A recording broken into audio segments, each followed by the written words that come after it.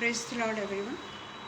परमेश्वर का धन्यवाद हो आज के दिन के लिए कि आज का दिन पिता परमेश्वर ने हमें फिर से दिखाया है और परमेश्वर ने हमें अपनी आराधना करने के लिए, अपनी स्तुति करने के लिए परमेश्वर ने हमें ये मौका दिया है, क्योंकि परमेश्वर चाहता है कि परिस्थिति चाहे कितनी भी कैसी भी हो, हमको परमेश्वर की इबादत करने के लिए कभी भी अलग नहीं होना है। पिता परमेश्वर का धन्यवाद देती हूँ आज के सुअवसर के लिए कि पिता परमेश्वर ने मुझको ये संधि दी है फिर से आज कि मैं पिता परमेश्वर के वचनों से कुछ बोल सकूं। हालांकि वचन के साथ साथ हमें पवित्र आत्मा की बहुत ज़रूरत होती है। हम अगर बुद्धि से अपने आप को परमेश्वर के सामने पेश करें तो परमेश्वर हमें कभी भी इनकरेज नहीं करेगा या परमेश्वर हमारी भक्ति को ग्रहण नहीं करेगा, क्योंकि हमने जो भी कुछ किया है वो परमेश्वर के ओर से नहीं बल्कि अपनी इच्छा से और अपने आप को कितना हम अच्छा बोलते हैं या बड़े लच्छेदार शब्दों से अगर हम परमेश्वर के वचनों को बोलें तो परमेश्वर उसे कभी भी ग्रहण नहीं करेगा। और इसलिए हम आज यही प्रार्थना करें कि परमेश्वर हमें वही सामर्थ्य दे कि हम कभी भी परमेश्वर के चरणों में आने वाले और परमेश्वर के साथ में बातचीत करने वाले सच्चे हृदय से होने वाले हो सके। आइए हम प्रार्थना करें। धन्यवाद हो, धन्यवाद हो, धन्यवाद हो, धन्यवाद हो पिता परमेश्वर। आपके नाम की महिमा हो, आपके नाम का जय जयकार हो पिता परमेश्वर। आपकी स्तुति हो, आपकी तारीफ हो पिता परमेश्वर। हम पिता परमेश्वर चाहे आपकी कितनी भी तारीफ कर ले वो कम है पिता परमेश्वर, क्योंकि चाहे हमारी परिस्थिति कितनी भी कठिन क्यों ना हो, आप ही हमें बचाते हैं, आप ही हमें संभालते हैं और आप ही हमें पिता परमेश्वर ऐसे चौड़े स्थान में रखते हैं ताकि हम गिरे ना, हम डगमगाए नहीं। हमारा भरोसा केवल और केवल आप पे बना रहे पिता परमेश्वर। पिता परमेश्वर, हम आपसे प्रार्थना करते हैं आपके सामर्थ हम पर उंडेलिए। हमारी सामर्थ काम नहीं करती, परंतु पिता परमेश्वर आपकी सामर्थ जब हमारे साथ में होती है तो पिता परमेश्वर चाहे कितनी भी गंभीर परिस्थिति क्यों न हो, वो गंभीर परिस्थितियों से पिता परमेश्वर आप हमें निकालते हैं और आप हमें पिता परमेश्वर जहाँ पे भी हमारा जाने का वो होता है वहाँ तक आप हमें पहुँचाते हैं और वापस भी लाते हैं। इसके लिए पिता परमेश्वर हम आपके आभारी हैं। आज के दिन के लिए पिता परमेश्वर मैं आपको विशेष रूप से धन्यवाद करती हूँ पिता कि पवित्र दिन जो पिता परमेश्वर आपने हमारे जीवन में दिया है उसके लिए पिता परमेश्वर मैं आपकी आभारी हूँ पिता परमेश्वर। हर बात के लिए मैं आपकी आभारी हूँ पिता। मैं पिता परमेश्वर शबनम और अनुपम भैया की भी बहुत बहुत आभारी हूँ पिता परमेश्वर कि वो हमेशा मेरे लिए अपने परमेश्वर के दरवाजे को और आगरा मसीह मंडली के प्लेटफॉर्म को हमेशा खुला रखते हैं, जो कि कई बार मैं नहीं बोल पा रही हूँ। ये समय कुछ अलग ही चल रहा है, मैं नहीं बोल पा रही हूँ, परंतु वे लोग जब भी मैं इच्छा प्रकट करती हूँ कि आज मैं परमेश्वर के वचन को बोलूँगी और वो लोग मुझे न्योता देते हैं, क्योंकि परमेश्वर के जो भी कुछ परमेश्वर की आवाज़ है वो दोनों सुन पाते हैं पिता परमेश्वर। वो जानते हैं पिता परमेश्वर कि परमेश्वर उनसे क्या बात कर रहा है और इसलिए पिता परमेश्वर दोनों को मैं बहुत बहुत आभारी हूँ। परमेश्वर की तरफ से मैं दोनों को आशीष बोलती हूँ पिता परमेश्वर और धन्यवाद देती हूँ आगरा मसीह मंडली के प्लेटफॉर्म के लिए, जिसके प्लेटफॉर्म पर आकर मैं परमेश्वर को धन्यवाद दे सकती हूँ पिता। सब कुछ पिता परमेश्वर उद्धारक यीशु मसीह के नाम से मांगती हूँ, सुनिए और कबूल करिए। आमीन पिता, आमीन। Praise the Lord Shabnam, praise the Lord. धन्यवाद हो सबको। और आज का दिन परमेश्वर के तरफ से ही मुझे मिला है। परमेश्वर ही है जिसने आज के दिन मुझको बोलने के लिए फिर से सामने लाया है और परमेश्वर के नाम की मैं महिमा करती हूँ और प्रशंसा करती हूँ कि परमेश्वर ने ऐसे ऐसे लोग मेरे जीवन में जोड़े हैं कि जो मेरे साथ में सदा खड़े हैं और मेरे लिए प्रार्थना करते हैं। क्योंकि जब भी मुझे कुछ होता है मैं ये लोगों को फ़ोन करती हूँ, भैया को फ़ोन करती हूँ, शबनम को फ़ोन करती हूँ कि मेरे लिए प्रार्थना करो और वो हमेशा मेरे लिए प्रार्थना करते हैं। उनका मैं धन्यवाद देती हूँ। पर सबसे पहले मैं परमेश्वर का धन्यवाद देती हूँ कि ऐसे ऐसे लोगों को उन्होंने मेरे साथ में जोड़ा है कि मैं कभी भी अकेलापन महसूस नहीं करती। क्यों? क्योंकि परमेश्वर ने ऐसे लोगों को मेरे साथ में रखा है जो हमेशा मेरे साथ में चलते हैं। मैं पिता परमेश्वर का धन्यवाद करती हूँ। आइए हम जल्दी से वचन पे जाएंगे, क्योंकि 7:30 बजे मुझे डॉक्टर के पास में जाना है। आज का जो टॉपिक है वो है फॉलो ट्रेडिशन। हम जो परंपराओं का पालन करते हैं उसके ऊपर आज हम थोड़ा सा अध्ययन करेंगे। परंपराओं का पालन, उसके लिए आज मैं सबसे पहले पढ़ूंगी मत्ती 15:1-9। मत्ती 15:1-9। आज मेरे पास में रेफरेंसेस कम हैं, पर उसी के ऊपर हम देखेंगे। तब यरूशलेम से कुछ फरीसी और शास्त्री यीशु के पास आकर कहने लगे, तेरे चेले पूर्वजों की परंपराओं को क्यों टालते हैं कि बिना हाथ धोए रोटी खाते हैं? उसने उनको उत्तर दिया, तुम भी अपने परंपराओं के कारण क्यों परमेश्वर की आज्ञाओं को टालते हो? क्योंकि परमेश्वर ने कहा है, अपने पिता और अपनी माता का आदर करना। जो कोई पिता या माता को बुरा कहे वह मार डाला जाए। पर तुम में कहते हो कि यदि कोई अपने पिता या माता से कहे, जो कुछ तुझसे लाभ पहुंच सकता है वह परमेश्वर को भेंट चढ़ाया जा चुका, तो वह अपने पिता का आदर ना करे। इस प्रकार तुमने अपने परंपरा के कारण परमेश्वर के वचन को टाल दिया है। हे कपटियों, यशायाह ने तुम्हारे विषय में यह भविष्यवाणी ठीक ही कही है। ये लोग ओठे से तो मेरा आदर करते हैं, पर उनका मन मुझसे दूर हो चुका है, क्योंकि मनुष्य को विधियों को धर्मोपदेश करके सिखाता है। इसके आगे हम देखते हैं मरकुस 7, उसका हम 1 से लेके 9 तक पढ़ेंगे। Praise the Lord Angelina, praise the Lord. तब फरीसी और कुछ शास्त्री जो यरूशलेम से आए थे उसके पास इकट्ठे हुए, और उन्होंने उसमें से कुछ चेलों को अशुद्ध अर्थात बिना धोए हाथों से रोटी खाते देखा। क्योंकि फरीसी और सब यहूदी पूर्वजों की परंपरा पर चलते हैं, और जब तक भली भांति हाथ नहीं धो लेते तब तक नहीं खाते। हम आगे फिर से पढ़ेंगे, आगे का और पढ़ेंगे। हम सबसे पहले हम देखते हैं कि जो यहूदी लोग हैं वो परंपराओं और विधियों के ऊपर बहुत ज़्यादा अपने आप को डिपेंड करते थे, और उसके अनुसार ही अपने आप को बड़ा या छोटा कहते थे। वो हमेशा ही देखते थे कि किस तरीके से हम लोगों को नीचे गिराएं, क्योंकि वो अपने आप को बहुत ज़्यादा परमेश्वर के भक्त समझते थे। परमेश्वर के भक्त बोलिए या वो अपने ही पूर्वजों का बोलिए, या जो धार्मिक नेता लोग हैं वो अपने आप को बहुत बड़ा समझते थे, और वो लोग परमेश्वर के आदेशों का भी पालन नहीं करते थे। पर जहाँ तक सफाई का सवाल है, जो यहाँ पे लिखा है कि तेरे चेले बिना हाथ धोए रोटी कैसे खाते हैं, वो यीशु मसीह को हमेशा डोमिनेट करना चाहते थे, और इसलिए उन्होंने इस तरीके का क्वेश्चन किया। तब हम देखते हैं, प्रेज द लॉर्ड दीदी, कि चेले कभी भी हाथ क्यों नहीं धोते थे। उदाहरण के लिए जब वे, हम देखते हैं यहूदी लोगों की परंपराओं के अनुसार, जब हम देखते हैं कि वो जो भी काम करते थे, चाहे वो बछड़े जैसे उनके पास में जो बैल होता था, भेड़ होती, उस समय की जो संपत्ति उनके पास में होती थी, अगर समझ जाओ उनके बकरी का बच्चा हो रहा है या किसी और का बच्चा होता है, तो जन्म देने के समय, जब वो जन्म देने के समय उनको जो तकलीफ होती है, उस समय ये यहूदी लोग उनको वो बकरी, भेड़, गाय जो भी कुछ है वो मदद करते थे, ताकि वो बच्चे को बराबर से बाहर निकाल सके। बच्चे को बराबर से, जो भी गर्भवती होती है उसका गर्भ को वो बाहर निकाल सके। और उस समय वे लोग बहुत ही ज़्यादा सफाई से काम करते थे। जब बच्चा हो जाता था, जो भी भेड़ बकरी जो भी कुछ उनके पास में होता था, उसके बाद में वो लोग पूरे तरीके से नहाते थे, पूरे तरीके से अपने हाथों की सफाई करते थे, पूरे तरीके से अपने आप को स्वच्छ करते थे। वो इस तरीके के नहीं थे, सफाई का उनको सफाई पसंद थी।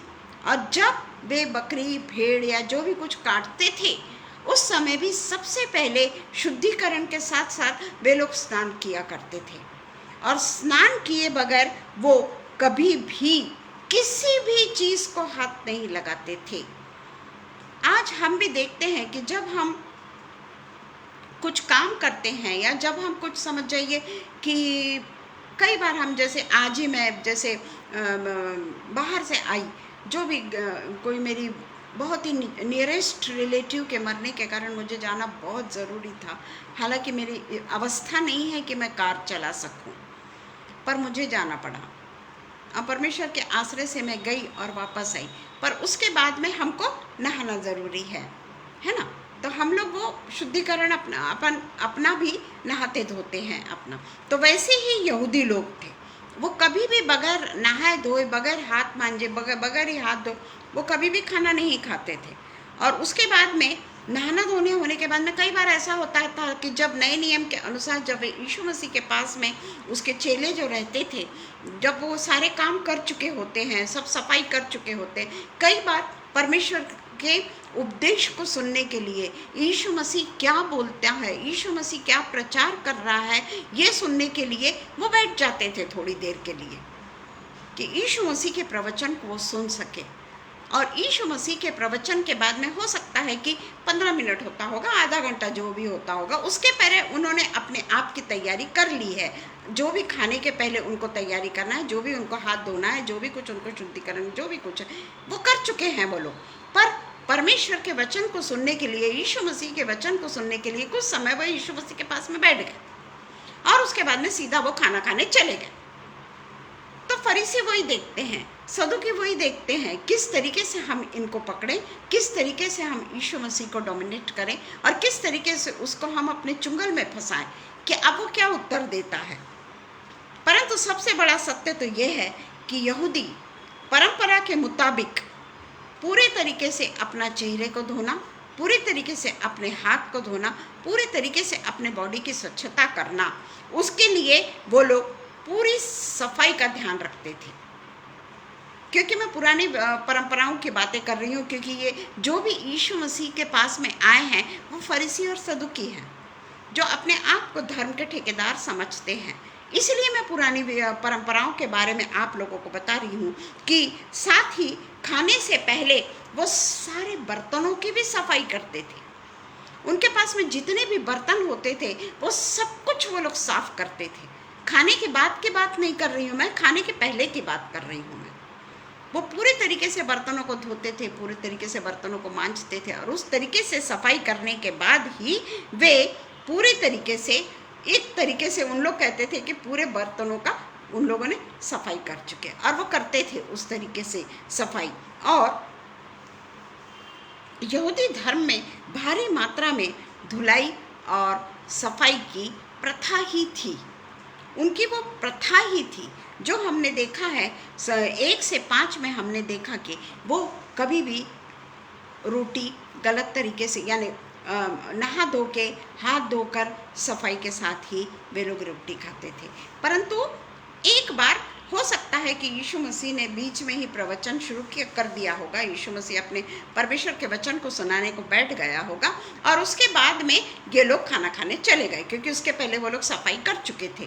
तो फरीसी जो थे, जो शास्त्री, जो फरीसी और शास्त्री जो यरूशलेम से आए थे, उन्होंने वो थोड़ा सा देख लिया और उसके ऊपर क्रिटिसाइज करना शुरू कर दिया। तो हम देखते हैं कि जब हम देखते हैं कि अगर वे गैर यहूदियों को बाजार या बहुत बड़ी भीड़ में भी जब वो उनको, अगर उनका स्पर्श भी हो जाता था, जब यहूदी कहीं जाते थे, बाजार में जाते थे, और जहाँ बहुत भीड़ होती थी, जहाँ बहुत रश रहता था, वहाँ पर अगर उनका स्पर्श भी हो गया तो वो फट से जाकर अपने घर में अपने आप की धार्मिकता से पहले तो शुद्धिकरण करते थे, और उसके बाद में नहाना उनके लिए ज़रूरी था। और ये उनके अनेक नियम ऐसे सफाई के होते थे।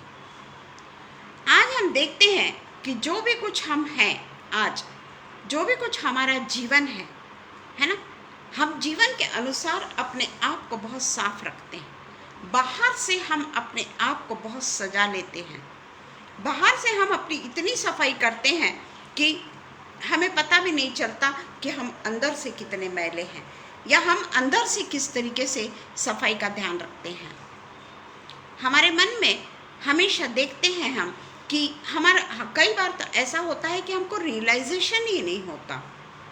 अगर हमको रियलाइजेशन नहीं है तो हम कैसे समझ सकेंगे कि हम गलती पे हैं। हम फट से अगर कोई बीमार पड़ता है, अगर या किसी के पीछे मुसीबतें आ रही है या कुछ हो रहा है, हम फट से बोलने के लिए इतने ज़्यादा तत्पर रहते हैं ना, बहुत तत्पर रहते हैं हम कि इसने ज़रूर कुछ पाप की होगी, इसने ज़रूर कुछ गलत काम की होगी, इसीलिए इसको ऊपर ही ऊपर तकलीफ़ें आती चली जा रही है, या बीमार होते चले जा रहे हैं। कई लोगों को बीमारी हो जाती है, कई लोगों को एक्सीडेंट हो जाता है, कई लोग अलग अलग तकलीफ़ों से गुजरते हैं। हम अपने आप को जरा भी अपने जीभ को काबू पे नहीं रख पाते और हम एकदम से कह देते हैं कि ज़रूर इसने कुछ की होगी, ज़रूर इसने ये गलत काम की होगी या किसी का मन दुखाई होगी और इसीलिए इसके ऊपर इतनी भारी पीड़ाएं आ रही है। प्रेज़ द लॉर्ड भैया, प्रेज़ द लॉर्ड। इतनी भारी पीड़ाएं आ रही है, पर जब हम बाइबल को देखते हैं ना, तो जितने भी परमेश्वर के जन हैं, हम पुराने नियम से लेकर अगर नए नियम तक भी आ गए ना, हम देखते हैं कि परमेश्वर के जन को कितनी तकलीफ़ों का सामना करना पड़ता है। मूसा ने इनकार किया कि मैं ये काम नहीं करूँगा। प्रेज़ द लॉर्ड भैया, मैं ये काम नहीं करूँगा, मैं नहीं जाऊँगा तेरे लोगों को लेकर कनान देश में। इनकार किया उसने, परंतु क्या परमेश्वर ने उसे छोड़ दिया? क्या परमेश्वर ने उससे वो सेवा नहीं करा ली जो उसी के लिए मनोनीत थी? कई बार उसको ताड़ना पड़ी परमेश्वर की। इतना कठिन परिश्रम करने के बाद में भी लोग उसकी नहीं सुनते थे, पर उसने ये कहा कि आगे वही मनुष्य जिसने परमेश्वर से कई एक्सक्यूजेस दे डाले, उसने कहा आखिर में कि लगे तो जीवन की पुस्तक से तू मेरा नाम काट देना, पर इन लोगों को तू कभी भी ऐसा वो मत करना कि ये परमेश्वर के राज्य में प्रवेश न कर सके, या परमेश्वर तू इन्हें माफ़ कर, लगे तो मेरा नाम जीवन की पुस्तक से काट दे। आगे हम जाते हैं, बहुत सारे लोगों को, नबियों को देखते हैं, हम भविष्यवक्ता को देखते हैं, सभी को हम देखते हैं कितनी कठिन परिस्थितियों से वो गुजरे। हम यिर्मयाह के बारे में देखते हैं, हम यशायाह के बारे में देखते हैं, आगे कितने भी नबी, कितने, दानियल को ले लीजिए,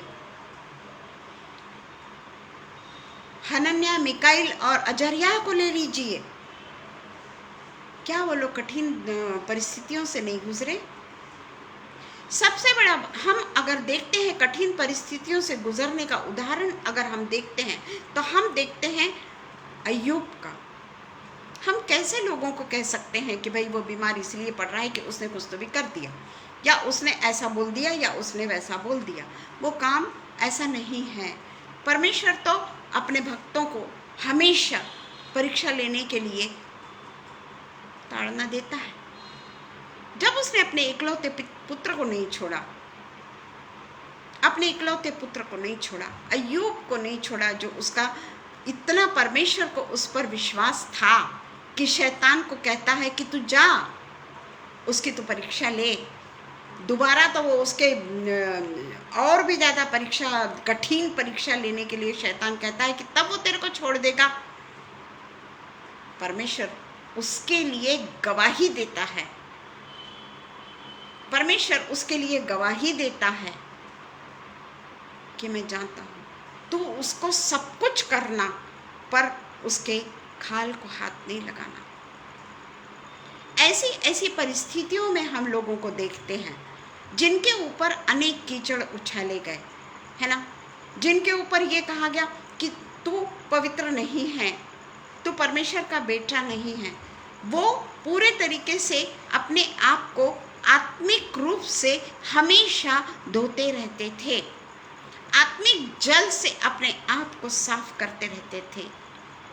पानी से तो केवल हम बाहरी अपने शरीर को साफ करते हैं, जो सदूकी और फरीसी उस चीज को महत्व दे रहे थे, बाहरी शरीर की सफाई को महत्व दे रहे थे। वो परमेश्वर के द्वारा की हुई अंदरूनी सफाई को जानते ही नहीं थे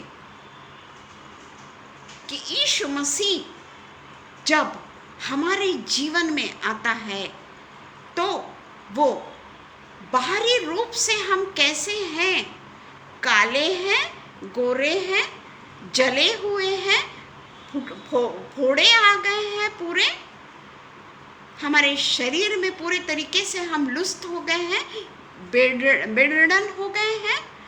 ये परमेश्वर का तरीका है। कई बार परमेश्वर, ऐसा नहीं कि परमेश्वर हमें बीमारी में पड़े रहने देता है, पर जो बीमारी में पड़े रहते हैं इसका मतलब ये नहीं कि परमेश्वर उन्हें पाप किया है और इसलिए वो बीमारी में पड़े हैं। ऐसा नहीं है, ऐसा नहीं है। कहीं पे भी बाइबल में ये नहीं बताया जाता, क्योंकि हम देखते हैं कि जिस तरीके से यीशु मसीह ने तो दुख सहा तो सहा, उनके चेलों को ले लीजिए आप। क्या कभी आपने देखा कि चेले, कोई तो एक चेले का नाम आप मुझको बता दीजिए जो बहुत खुश था? एक भी चेला, या परमेश्वर के साथ चलने वाले व्यक्ति स्तिफनुस जो चेला तो नहीं था। कई ऐसे मनुष्य जो उसके साथ साथ में चलते थे, कई तकलीफों से गुजरे, परंतु तकलीफों से गुजरने के कारण उन्होंने पूरे तरीके से अपने आप को आत्मिक जल से धोया। आत्मिक जल से परमेश्वर ने उनका उद्धार किया। ये जो पानी से हम अपने मुंह को खूब घिसते हैं, साबुन लगाते हैं, उसके बाद में हम कितना सारा मेकअप कर लेते हैं, ये हमारे बाहरी रूप को हम शुद्ध कर रहे हैं। बाहरी रूप से शुद्ध होने के बाद तुमको नहाना धोना, ये जो चीज़ें हैं वो तो करनी ही है। अपनी फिजिकल इसको तो अपने को देखना ही है, परंतु उसके ऊपर हमको मन नहीं लगाना है। हमको आध्यात्मिक रूप से धोना जरूरी है। परमेश्वर ने हमको अगर धोना है ना, तो हमको आध्यात्मिक रूप से परमेश्वर धोए। शारीरिक रूप से तो हर कोई अपने आप को सुंदर बनाने की कोशिश करता है, परंतु एक ऐसा दौर आता है, चाहे तुम कितना भी नहा लो, चाहे तुम कितनी भी पाउडर लगा लो, चाहे तुम कुछ भी कर लो, पर जो पीड़ा हमारे शरीर में होती है वो पीड़ा फेस से दिखती है, समझ में आता है। पर उसी पीड़ा को लेकर अगर हम जीते हैं, चक्कर आ रहा है, मैं बेहोश हो रही हूँ, मैं कैसे परमेश्वर के वचन को बोल सकती हूँ? अगर मैं गिर गई तो, या बैठे बैठे अगर मैं बेहोश हो गई तो परमेश्वर क्या करेगा? फिर भी परमेश्वर हमसे बातें करने की कोशिश करता है, पर हम अपने फिजिकल आँखों को पूरे तरीके से बंद करके रखते हैं। तो क्या मेरा बाहर का नहाना, बाहर का सुंदर दिखना, जैसे आज मेरे बहुत नियरेस्ट जो रिलेटिव है, बहुत यंग एज में वो गुजर गई, नियर अबाउट 62 या 63 के रही होगी। वो मेरी फास्ट फ्रेंड भी थी और मेरी रिलेटिव भी थी वो। अब मैंने सोचा कि मेरे घर में तो कोई नहीं है कि जो उसके घर में जाके उसको देखे, क्योंकि कल उसका फ्यूनरल है। आज 3:30 बजे वो गुजर गई, और उसके बाद में अगर मेरे घर में कोई रहता तो चलो भाई उसके पास में चले जाता। अब उनको अगर मैं बताऊंगी कि मैं बीमार हूँ, मैं नहीं आ सकती, बाहरी रूप से वो मेरे को बोलेंगे कि क्या इतना भी नहीं कर सकती थी, मरने के बाद में भी तुम नहीं आ सकी। और इसलिए मैं परमेश्वर के सहारे से उठाई गाड़ी और गई। हालांकि मेरे को ड्राइविंग के लिए सब लोगों ने मना किया कि मैं आता हूँ, मैं लेके जाता हूँ, पर मैंने कहा नहीं, तुम जब आओगे उस समय मेरी मीटिंग है, उस समय मैं नहीं जाऊंगी, क्योंकि उस समय मेरी मीटिंग है। उन्हीं के वो उनके घर से फ़ोन आया है, उनको मैंने नहीं दिखी मैं उनको, इसलिए उन्होंने फ़ोन किया है। तो इस तरीके से मैं गई, बस वो उसको डिक्लेयर हुई उसकी, और उसके बाद में उसने 5:30 बजे 6:30 बजे मैं घर आ गई। प्रेयर हुई, और मैं घर आ गई। तो इस तरीके से हम देखते हैं कि जब हम परमेश्वर को अपने जीवन में प्रथम स्थान देते हैं, मैंने ये नहीं देखा कि मेरे सिर में तेल लगा है, मेरे इसमें ये है, मेरे चेहरा पूरा वो हो चुका है, मेरी आंखें चढ़ी हुई है। सभी लोगों ने मुझसे कहा जब देखा कि तुम बहुत बीमार हो। मैंने कहा बीमार नहीं हूँ मैं, मेरा ऐसा प्रॉब्लम है। और अभी उसके बाद में न्यूरो का भी चेकिंग होगा मेरा कि भाई मैं बेहोश क्यों होती हूँ। मेरे साथ में परमेश्वर है। मैं कल भी सोते सोते सोच रही थी, मैं एक गवाही अपनी देना चाहूँगी। 2-3 दिनों से मैं सोच रही थी कि परमेश्वर मेरे साथ में ऐसा क्यों कर रहा है। मैं तो परमेश्वर के लिए इतना ये कर रही हूँ, परमेश्वर के लिए ये करती हूँ, मैं वो करती हूँ, मैं वो करती हूँ, फिर परमेश्वर मेरे साथ में ऐसा करता है। उससे तो बेहतर है कि मैं सब कुछ छोड़ दूँ। अच्छे रहने के बाद में जब मेरे को इतनी तकलीफ़ें हो रही है तो बेहतर है कि मैं ज़िंदगी में तो अच्छी हूँ ही ना, वही उसके ऊपर चलती हूँ। मैं क्यों जाऊँ, मेरे को गिर जाती हूँ, मैं मेरे बेहोश हो जाती हूँ, मैं क्यों जाऊँ। आज मेरे साथ में जब मैं बाइबल पढ़ने के बाद में ऐसी जाने के लिए जब मैं तैयारी करने लगी, उस समय मुझे परमेश्वर के ओर से ही आवाज़ आती है अपने आप को।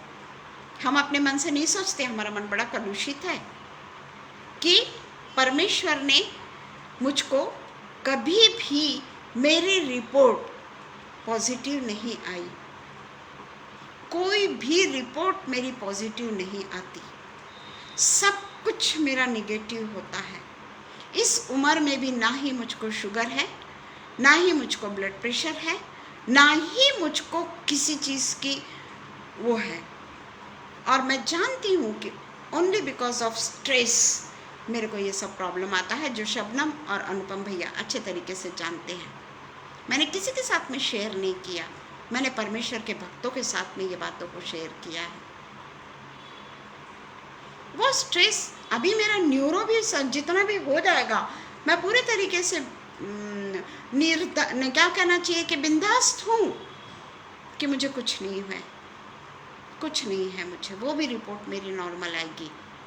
और मेरा एक ही मात्र रीज़न है कि स्ट्रेस मेरे को बहुत ज़्यादा है। और कोई भी कहता है मुझसे टेंशन मत लो, टेंशन मत लो, पर हर एक के जीवन में टेंशन आ ही जाता है, किसी न किसी कारण से ना टेंशन आ ही जाता है। और अकेले व्यक्ति को कोई बोलने वाला नहीं, कोई बात करने वाला नहीं, कोई सहयोगी नहीं, तो वो तो उसी इसमें रह जाता है। पर मैं परमेश्वर से यही प्रार्थना करूंगी, तुम लोगों से भी, आप लोगों से भी मैं यही प्रार्थना करूंगी, उसके लिए मेरे लिए प्रार्थना करिए, मैं मेंटल स्ट्रेस से दूर हो जाऊँ। और आज वही मुझे एकदम से लगा कि मेरे कोई तो एक रिपोर्ट में कुछ आया हो, कोई तो एक रिपोर्ट में मेरे लिए आया हो कि तुमको ये प्रॉब्लम है, तुमको वो प्रॉब्लम है। क्योंकि मैं वही सोच रही थी कि कोई प्रॉब्लम नहीं मिलता तो डॉक्टर मेरे को छोड़ देते कि तुमको कुछ है ही नहीं तो हम क्या दवा दें। परमेश्वर वो भी रास्ता मेरे लिए बंद कर देता। बड़ी बातें करती हूँ मैं ऐसी, परंतु परमेश्वर 2 दिन गुजरने देता है मेरे, और फिर कहता है कि नहीं। तब वो मुझे बताता है कि तेरी सारी रिपोर्ट निगेटिव आती है, उसको तो धन्यवाद दे कि एक रोग अगर तेरे शरीर में लग गया ना, तो अब वो रोग तेरे मरते तक रहेगा, मरते दम तक वो रोग तेरे को नहीं छोड़ेगा, है ना सही बात। तो वही मैं कहती हूँ कि जब हम आत्मिक रूप से अपने आप को धो लेते हैं, आत्मिक रूप से हमने अपने आप को धो लेना है, जिस तरीके से यीशु मसीह ने 6-8 में कहा कि उसने कहा, यशायाह के पुस्तक में बराबर लिखा है कि तुम कपटियों के विषय में उसने बहुत ही ठीक भविष्यवाणी की है कि ये लोग ओठों से तो मेरा आदर करते हैं, हम नहीं क्या बैठ के यहाँ पे ओठों से आदर कर रहे, अभी मेरे को कुछ हो जाने दो, मैं परमेश्वर को बोलूँगी, वाह परमेश्वर, मैंने तेरा भक्ति की, मैंने तेरा भाषण दी, इतना सब कुछ करी और तूने मुझको गिरा दिया। तो वो परमेश्वर बोलता है कि ये लोग ओठों से तो मेरा आदर करते हैं, पर उनका मन मुझसे बहुत दूर रहता है, ये व्यर्थ मेरी उपासना करते हैं, क्योंकि मनुष्यों की आज्ञाओं को धर्मोपदेश करके सिखाते हैं। मनुष्य, क्योंकि तुम परमेश्वर की आज्ञा को टालकर मनुष्यों की रीतियों को मानते हो। परमेश्वर की आज्ञा को टालकर तुम मनुष्य की रीतियों को मानते हो। हम पर परमेश्वर की इतनी मेहरबानियां, इतनी कृपा होने के बावजूद भी हम वो बातों को ध्यान नहीं देते। क्योंकि मेरा सिर फूट गया, क्योंकि मेरे को 4 स्टिचेस लग गए, फिर भी क्या परमेश्वर ने मुझको कोमा में जाने दिया? क्या परमेश्वर ने, कितनी देर बेहोश थी मैं तो नहीं जानती, परंतु ज्यादा देर नहीं थी ऐसा लगता है मुझको। क्या मेरे वो सिर के स्कल्प को फटने के बाद में आदमी वहीं के वहीं कोमा में चले जाता है, कुछ न कुछ हो जाता है। पर परमेश्वर का वचन यही कहता है कि मैं सब कुछ जानती हूँ, पर कुछ देर के लिए ओठों को से मेरा आदर तो करते हैं, पर उनका मन मुझसे बहुत दूर रहता है। ये देखिए, ये वचन अभी मुझको प्रिक कर रहा है। तब से मैं पढ़ रही थी तो मुझे नहीं किया कि मैं ऐसी हूं। हम डर जाते हैं, हम घबरा जाते हैं, और सब लोग हमसे कहते हैं कि क्या तुम बराबर खाना नहीं खाती, क्या तुम ऐसा नहीं करती, क्या तुम वो मेरी चिंता करते हैं वो लोग कि ये अकेली रहती है, इसके मिस्टर नहीं है इसलिए ये बराबर खाना नहीं खाती है, ये अपना ध्यान नहीं रखती है। वो सही कहते हैं, दिन के समय रोटी सब्जी खा लिए, रात को दाल चावल खा लिए, कौन बनाएगा अकेले के लिए इतनी सारी चीजें? ये बात बराबर है। पर परमेश्वर का जो वचन कहता है, यीशु मसीह यहूदियों को और धर्मशास्त्रियों को, फरीसियों को और हमको, आज हम हैं यहाँ पर, उनको तो कहा परमेश्वर ने, पर हम कैसे हैं, हमारा जीवन क्या है? मैंने तो मेरी गवाही बताई अभी। तो उनको कहता है कि तुम कपटी हो। क्या कहता है परमेश्वर? कि तुम कपटी हो, हिपोक्रेट हो तुम। ये परमेश्वर बहुत ही स्पष्ट रूप से बोलता है। परमेश्वर कभी नहीं देखता कि कोई यानी कहने का मतलब किसी को चोट तो नहीं पहुंच जाएगी, कहीं वो मुझसे मुंह तो नहीं फेर लेगा, कहीं वो मुझसे फिर बाद में बात तो नहीं करेगा, मेरे से संबंध तो नहीं तोड़ लेगा, है ना? इसलिए हम उनको सीधे रास्ते पे नहीं लाना चाहते। हम जानते हैं कि रीता गलत रास्ते पे जा रही है, पर हम उससे अपने संबंध को खराब नहीं करना चाहते। पर यीशु मसीह ने कहा है कि तुम मुझको पहन लो, तुम मुझसे भी बड़े बड़े काम करोगे, जो मैंने किया उससे भी बड़े बड़े काम तुम करोगे, तभी तो हम स्वर्ग लोक में जा सकेंगे।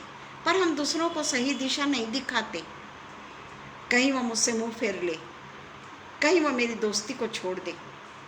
पर परमेश्वर कहता है कि हे कपटियों, क्योंकि उनका मन कपट से भरा हुआ है, उनका मन छल से भरा हुआ है।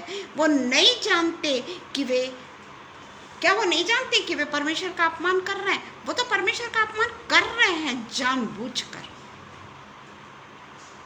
वो यहूदी धर्म के लोग, सदुकी, फरीसी, शास्त्री, धर्मशास्त्री, और आज हम।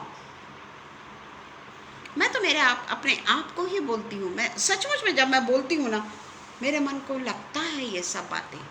मैं सिर्फ भाषण देना पसंद नहीं करती, और खुश होती हूँ मैं कि उस समय परमेश्वर मुझसे कहता है कि ये वचन तेरे लिए है। मैं किसको सुधार रही हूँ? मैं किसको सुधार रही हूँ? कोई अगर गड्ढे पे गिर रहा है तो क्या मैं उसको बचा रही हूँ? एक्चुअली गड्ढे में गिरना नहीं, पर अगर कोई परमेश्वर से अलग जा रहा है, कोई गलत बातें कर रहा है, क्या मैं उसे रोकती हूँ? नहीं रोकती। हम लोग ऊपर से तो पूरे तरीके से साफ हैं, बहुत सुंदर है हम लोग, है ना? पर हमारा हृदय अशुद्ध है। जो परमेश्वर ने उनसे कहा कि तुम्हारा हृदय अशुद्ध है, तुम्हारा हृदय अशुद्ध है, तुम घमंडी हो, तुम प्रेमहीन हो। सोचिए हम क्या हैं? मैं किसी के घर में जाने के लिए उसके घर में मैं नहीं जाऊंगा।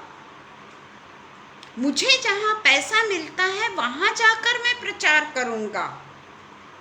मुझे जो व्यक्ति पैसा देगा ज्यादा, उनके घर में जाकर, वो बीमार है उसके साथ साथ में दूसरा भी व्यक्ति बीमार है, उसके साथ साथ में तीसरा भी व्यक्ति बीमार है, पर हम चुनते हैं कि मैं किसके घर में जाऊं। जो मुझे पैसा देगा उनके घर में मैं जाऊं। बताइए क्या होगा इस चीज से? क्योंकि हम अच्छी तरीके से जानते हैं कि हम ओठों से तो बड़ी लच्छेदार प्रार्थना करते हैं। कितना सुंदर प्रार्थना करती है वो, या कितना सुंदर प्रार्थना करता है वो, परंतु हमारा मन कपटी है, हमारा मन साफ नहीं, हम धुले हुए नहीं, हम घमंडी हैं, हमारा मन प्रेमहीन है, हम दूसरों को क्षमा नहीं करते। उनको क्षमा करेंगे हम, पर इसको नहीं करेंगे हम। अगर मेरे पास में बहुत पैसा है तो मैं उसको हमेशा क्षमा करूंगी, क्योंकि मेरे को पैसा मिलेगा उससे। तो ये जो भावना है, ये क्या सदुकी, फरूसी, धर्मशास्त्रियों की नहीं है? और उनके साथ साथ में जैसे उनको बता रहे हैं प्रभु यीशु मसीह, क्या आज हम वो नहीं हैं? सिर्फ ये बोलना कि हमें परमेश्वर अनंत जीवन देगा। कई इसमें बाइबल के वचन है कि ऐसा करोगे तो नहीं होगा, वैसा करोगे तो तुम धर्म के राज्य में प्रवेश नहीं कर सकते, वैसा करोगे तो परमेश्वर तुम्हें कभी भी अपने पास में नहीं बुलाएगा। मौके पे मौका परमेश्वर देता है, पर अगर हम नहीं सुनते हैं, हमारी आंखों को वो बंद कर देता है। हमें नहीं समझ में आता कि हम कहाँ गलती पे हैं। ये मत सोचिए कि कोई बीमार है तो परमेश्वर के श्राप के कारण बीमार है, नहीं, ऐसा नहीं है। मैंने बताया आपको सारे उदाहरण। तो इसीलिए हम देखते हैं कि हमारा जो हृदय है, क्या हमारे हृदय से जो भी कुछ उपासना हम कर रहे हैं अभी बैठ के, क्या हम आदर के साथ कर रहे हैं? अगर आदर के साथ में कर रहे हैं, हम कभी किसी को नहीं ये करेंगे। जिस तरीके से परमेश्वर मुंह पे बोलना पसंद करते थे, पीठ पीछे नहीं, पर हम मुंह पर नहीं बोलना चाहते, कहीं वो हर्ट हो गया तो। पर हम ये नहीं देखते कि उसका जीवन बच गया तो हो सकता है वो उसको हृदय में जाके लग जाए और वो अपने जीवन को बदल डाले, गलत रास्ते से छूट जाए। क्या करेंगे सुंदरता को लेकर? क्षणिक है सुंदरता। मेरे ही जीवन के बारे में मैं सोच रही हूँ आजकल कि जो मैं पहले थी आज नहीं। किस काम का? ये तो सब क्षणिक है। आज अगर हमको परमेश्वर के पास में अगर हमको जाना है तो हमारी उपासना निश्चल होना चाहिए।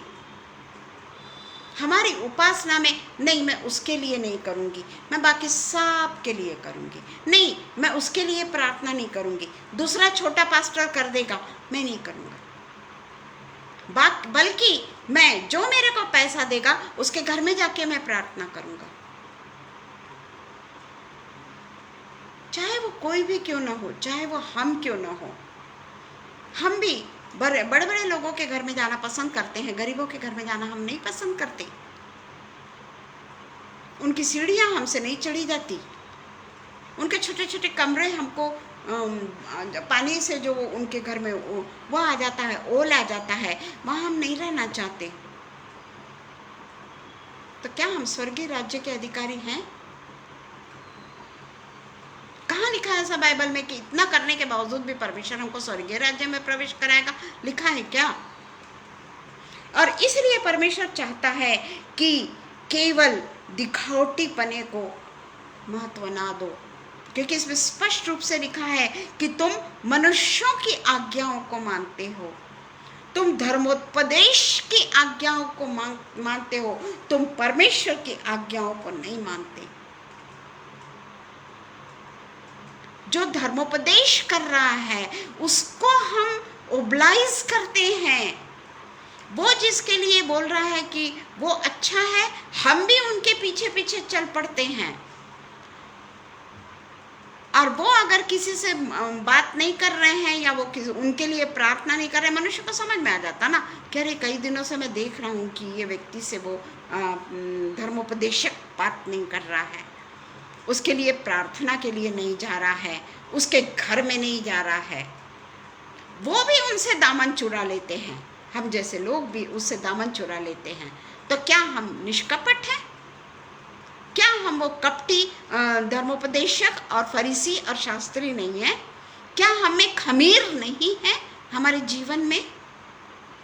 हम क्या अखमीरी हैं? यही आज के वचन के में यही ये लिखा हुआ है कि तुम लोग ओठों से तो मेरा आदर करते हो, पर तुम्हारा मन मुझसे दूर रहता है। ये उन लोगों को कह रहा है यीशु मसीह, पर आज हम इसमें आते हैं क्या? हमारा मन खमीर से भरा हुआ है क्या? और इसलिए हम देखते हैं यहूदी जो थे वो हमेशा पुरुषों को महत्व देते थे, एल्डर्स को महत्व देते थे, धर्मोपदेशक को महत्व देते थे। क्या हम आज वो तो नहीं? कोई अगर धर्मोपदेशक गरीब है, मान के चलिए, वो तो बेचारे को पुलपिट पे भी नहीं जाने देंगे, बड़े बड़े भाषण में भी उसको नहीं बुलाएंगे, उसको बड़े बड़े कन्वेंशन में नहीं बुलाया जाएगा, उनको इनवाइट नहीं किया जाएगा। प्रियो, आप बताइए कोई भी कन्वेंशन में कोई गरीब व्यक्ति को इनवाइट किया है? आपको याद है? हो सकता है आप लोगों को मालूम होगा, मुझे नहीं मालूम। कोई भी कन्वेंशन ले लीजिए आप, वो बहुत धार्मिक व्यक्ति है, बहुत सुंदर बोलता है वो, तो क्या कोई गरीब ऐसा व्यक्ति नहीं है जो बहुत सुंदर बोलता होगा, जो परमेश्वर का चुना हुआ होगा, जिसका मन अखमीरी होगा? ऐसा कोई गरीब नहीं मिलता हमको, उसके पीछे हम चलते हैं? नहीं चलते। आज कोई गरीब व्यक्ति अगर बोलता है कि मुझे ऑनलाइन आना है, हम पहले देखते हैं कि वो कैसे हैं, क्या है, उनकी परीक्षा लेते हैं हम मनुष्य। वैसे ही यहूदी थे, वो भी पुरुषों को महत्व देते थे, एल्डर्स को महत्व देते थे। आज हम एल्डर्स को महत्व देते हैं और पास्टर को महत्व देते हैं। सही है या नहीं है वो आप सोचिए। और उनकी शिक्षाएं, उनकी परंपराओं का हम पालन करते हैं, जैसा वो कहते हैं उसके अनुसार हम उनके पीछे पीछे चलते हैं। अरे परमेश्वर ने कहा झूठ मत बोलो, व्यभिचार मत करो, माता पिता की आज्ञाओं का पालन करो, जो हमने मत्ती में पढ़ा। एक ही व्यक्ति, एक ही शब्द को ले लीजिए, हमारे बच्चे हमको कई बार हर्ट कर देते हैं। क्या हम उनको अपने भगा देते अपने घर से? थोड़ी देर के लिए ज़रूर हम नाराज़ हो जाते हैं, परंतु इमीडिएटली जब हम खाना खाने को बैठते हैं ना, अपने बच्चे को पहले बुलाते हैं हम कि खाना खाने को चलो। अगर वो नहीं खाता है तो हम उसको मनाते हैं, करते हैं, हर कोई करता है। तो क्या कोई ऐसा गरीब व्यक्ति नहीं जो परमेश्वर का चुना हुआ जन है? कोई नहीं, एक भी नहीं। आप सोचिए, आप सब सोचिए कि क्रूसेड में हम किसको बुलाते हैं? हमारे घर चर्चेस में बड़े बड़े प्रोग्राम होते हैं, हम किसको इनवाइट करते हैं? हमारे यहाँ पे भी एक अंधा व्यक्ति था, वो इतना सुंदर गाना बजाता था और वो इतना सुंदर पियानो बजाता था कि जो मेरे ससुर का जो चर्च, यूनियन चर्च, वहाँ पे उसको इनवाइट किया जाता था। हमारे यहाँ मसीह मेला होता था, उसको बुलाया जाता था। क्या आज हम उसको इनवाइट करते हैं? क्या आज हम उसको बुलाते हैं? अंधा था वो, क्या अंधे परमेश्वर की उपासना नहीं करते? क्या गरीब परमेश्वर के ऊपर? मैं बताती हूँ ना, एक जगह मैं गई थी, अभी कुछ दिन पहले की बात है, मेरा एक्सीडेंट होने के 4 दिन पहले की बात है। एक गरीब, यानी गरीब मैं नहीं बोलूँगी, कि थोड़ा सा डेली वेजेस कमाने वाला आदमी, गरीब क्यों बोलूँ, मैं तो खुद परमेश्वर के राज्य में गरीब हूँ, मैं तो बहुत गरीब हूँ। तो डेली डेली खाना वेजेस में कमाने वाला, वो कई लोग तो हमसे भी अच्छा कमा लेते हैं जो शराब नहीं पीते। तो वो मेरे को पता पड़ा कि वो क्रिश्चियन है। अब हमारे तरफ में क्रिश्चियंस बहुत कम हैं। तो मैं बोली चल मेरे को लेके चल, उसके यहाँ लेके चल, मैं उनके घर में जाऊंगी, कौन है वो, अपन प्रार्थना करेंगे वहाँ जाकर। तो उसके साथ में बैठ के, वहाँ पे सकरा रास्ता था जहाँ गाड़ी नहीं जा सकती थी, कार नहीं जा सकती थी, मैं उसके स्कूटर पे बैठ के उसके घर में गई। और जब मैंने उनके जीवन को देखा ना, मुझ पे बहुत शर्म आई। वो सीढ़ी भी चढ़ना मेरे लिए नामुमकिन था।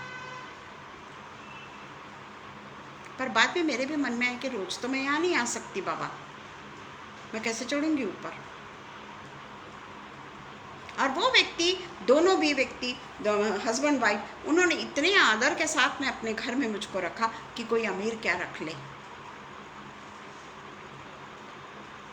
पर इस तरीके की भावनाएं जब हमारे मन में आती है ना, हमारा परमेश्वर ना बहुत दुखी हो जाता है हमसे, बहुत दुखी हो जाता है हमसे कि मैं भी तो गरीब होकर आया था ना, मैं भी तो चरनी में पैदा हुआ ना, तो तू मेरे भी पास नहीं आता क्या? तू मेरे भी पास नहीं आएगा क्या? मैंने तो तेरे लिए अपनी जान दी ना। हम कौन हैं? कौन है हम? क्या मेरे प्रभु ने सब अमीरों को चुना? अपने 12 शिष्यों में से, उसमें से कौन अमीर था? कौन था अमीर? जिसको परमेश्वर ने, यीशु मसीह ने बाद में बुलाया पौलुस, वो अमीर था, पर फिर भी वो परमेश्वर के लिए गरीब बन गया।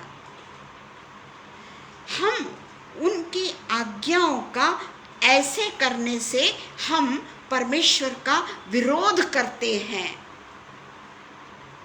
परमेश्वर का हम विरोध करते हैं, उसकी आज्ञाओं का हम उल्लंघन करते हैं, उन परमेश्वर ने बनाई हुई चीजों का हम उल्लंघन कर रहे हैं। कैसे हम स्वर्गीय राज्य में जाएंगे?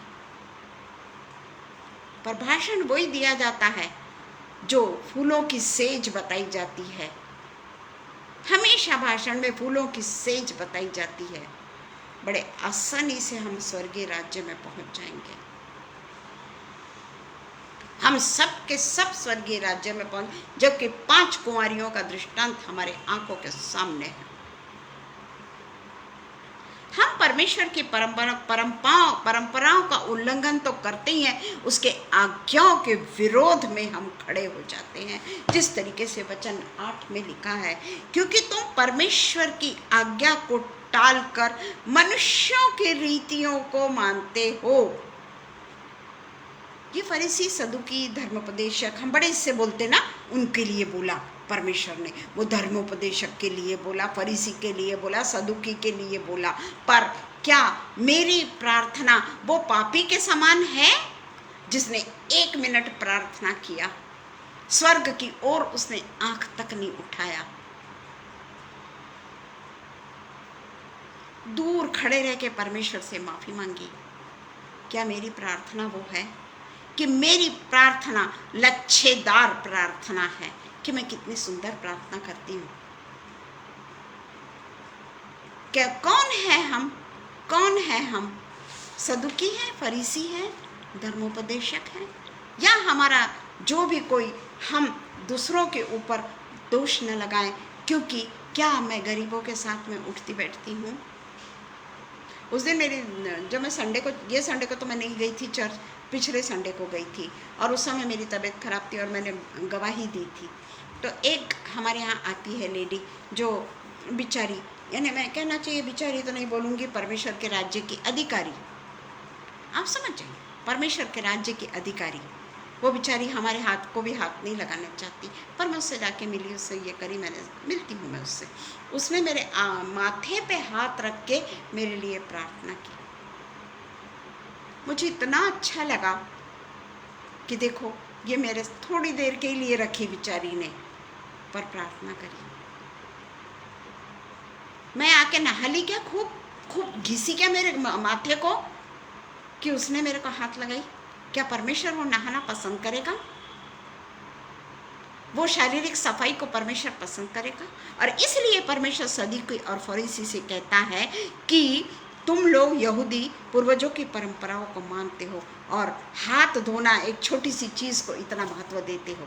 क्या यीशु मसीह हाथ धोए बगैर खाना खाते थे क्या? वो तो यहूदी थे, वो भी सबका सफाई का काम करते थे, परंतु उन लोगों ने उस चीज को महत्व दिया, शारीरिक क्रिया को उन लोगों ने महत्व दिया, धार्मिक क्रिया नहीं, शारीरिक क्रिया को महत्व दिया।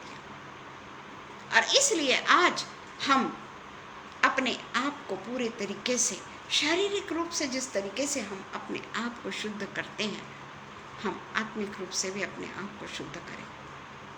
यही हमारी प्रार्थना, हम एक दूसरे के लिए प्रार्थना करें। मैं तो हमेशा कहती हूँ मेरे लिए प्रार्थना करो, मैं जानती हूँ एक दूसरे के लिए प्रार्थना करो। परमेश्वर ने कहा है अपने लिए प्रार्थना मत कर, जब तू बीमार होता है तो अपने लिए प्रार्थना मत कर, एक दूसरे के लिए प्रार्थना कर तो आत्मिक रूप से चंगा हो जाएगा।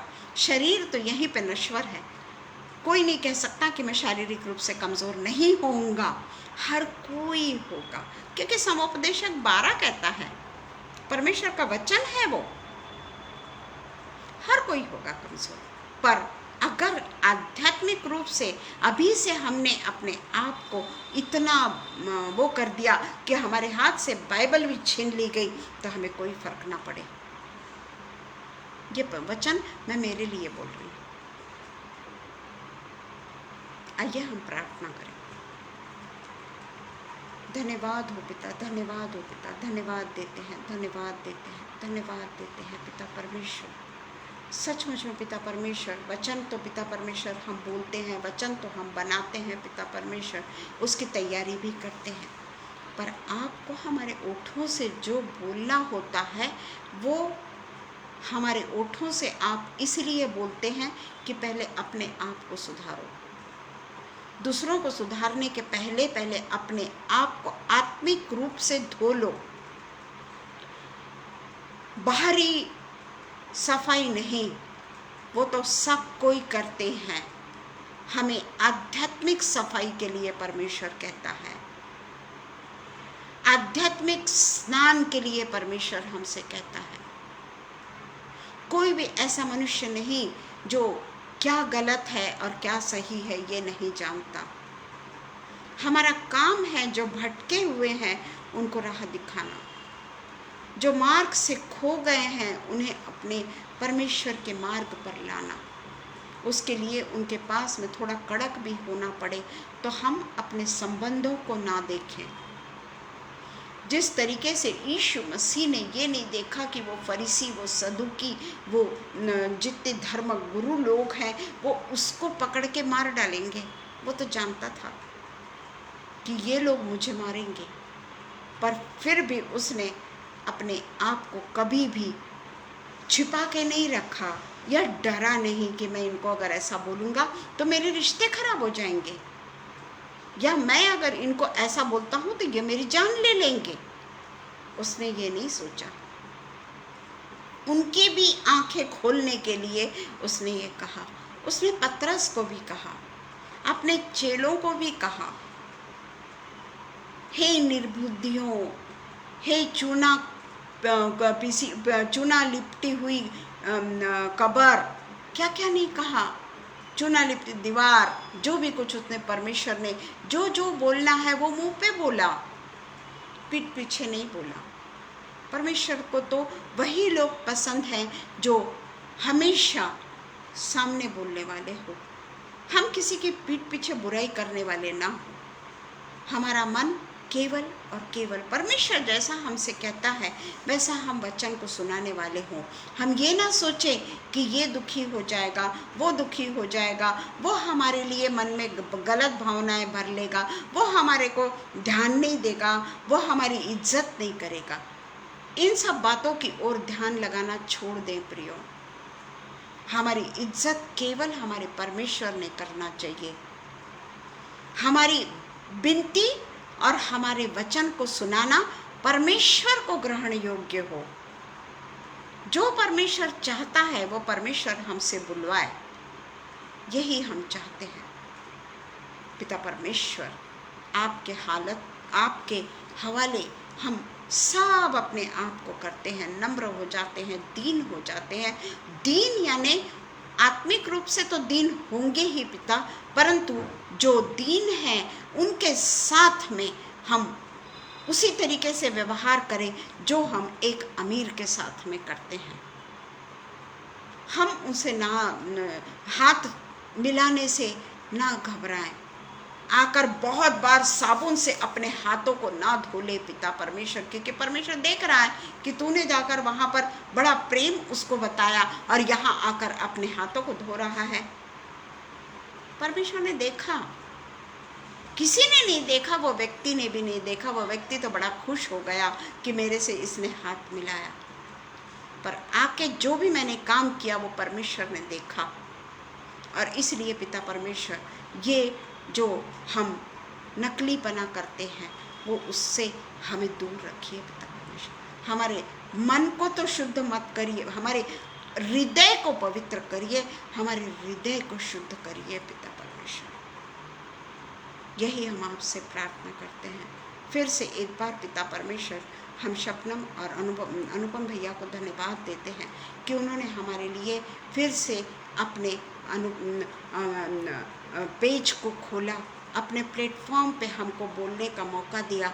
उसके लिए हम फिर से उनका धन्यवाद करते हैं कि परमेश्वर जिस तरीके से जिनके द्वारा अपने वचन को बुलवाता है उनके लिए वो अपने दरवाज़ों को खोलते हैं। बहुत बहुत धन्यवाद, धन्यवाद और धन्यवाद देते हैं पिता परमेश्वर। जितने भी ऑनलाइन जमे हैं हर एक को पिता परमेश्वर आप आशीषित करिए पिता परमेश्वर। सब कुछ पिता परमेश्वर हम आपके पवित्र पवित्र और मीठे नाम से मांग लेते हैं। सुनिए और कबूल करिए। आमीन पिता, आमीन। धन्यवाद हो सबको। प्रार्थना में हम एक दूसरे को उठाए रहें और परमेश्वर से यही प्रार्थना करें कि मेरा एक दिन भी ऐसा न जाए कि मैं ना बोल सकूं। ये विशेष प्रार्थना आप मेरे लिए करिए, क्योंकि अभी बहुत बार ऐसा हो रहा है। आप ये विशेष प्रार्थना में मुझे याद रखिए कि मेरा एक दिन भी ऐसा न जाए जो मैं परमेश्वर के चरण पे ना आ सकूं। Praise the Lord everyone. आमीन।